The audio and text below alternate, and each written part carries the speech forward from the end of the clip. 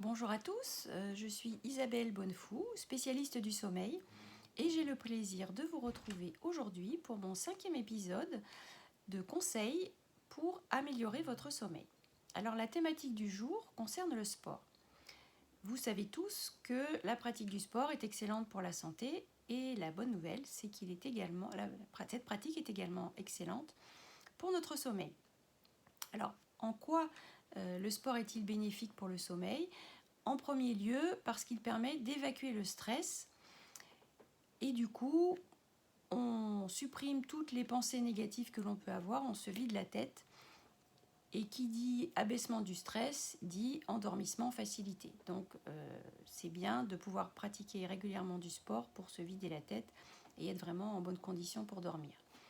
Autre point, c'est que quand on pratique du sport, on fabrique un certain nombre d'hormones, et donc certaines hormones du plaisir, quand on a une activité intense et qui nous plaît. Et ces hormones sont le garant d'un sommeil particulièrement réparateur et efficace dans la nuit qui suit. Donc, à ce titre, c'est vraiment très bon pour notre sommeil. Par ailleurs, si vous avez la possibilité de pratiquer votre sport à l'extérieur, vous allez cumuler l'effet bénéfique du sport avec celui de la lumière, dont je vous ai déjà parlé dans un épisode précédent. Et du coup, vous renforcez encore les chances d'avoir un sommeil de qualité. Alors, il n'est pas nécessaire d'être un sportif de haut niveau ou de pratiquer une activité très intense. La marche est tout à fait acceptable et recommandée tout autant qu'une autre activité plus intense. Donc, vous n'avez aucune excuse pour ne pas avoir d'activité physique quotidienne, sachant que donc la durée recommandée pour cette activité est entre une demi-heure et 1 heure par jour. Je souhaitais toutefois vous communiquer un petit point d'attention par rapport au sport qui n'est pas connu a priori. Le sport, même s'il va vous fatiguer, on peut croire qu'en pratiquant une activité sportive, on se fatigue et après on va bien dormir.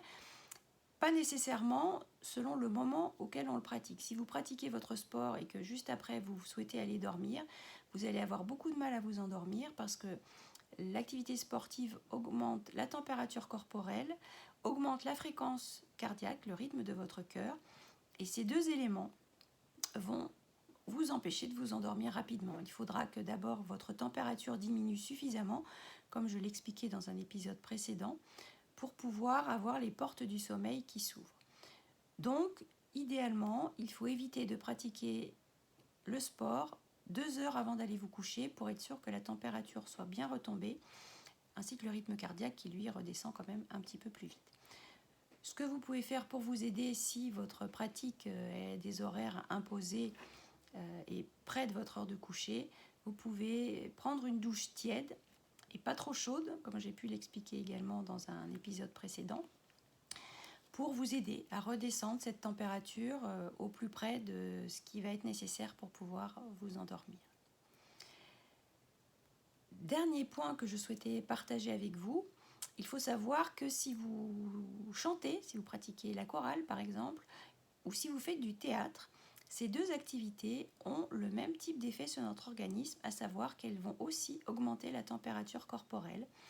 Donc vous avez peut-être remarqué, si vous pratiquez ces activités, que c'est un petit peu plus difficile de vous endormir, si toutefois vous les pratiquez peu de temps avant d'aller vous coucher. Donc même consigne que pour le sport, idéalement un battement d'1h30 à 2 heures entre l'activité et le coucher. Et sinon, vous pouvez tenter également une douche tiède pour abaisser votre température et vous donner toutes les chances de bien vous endormir.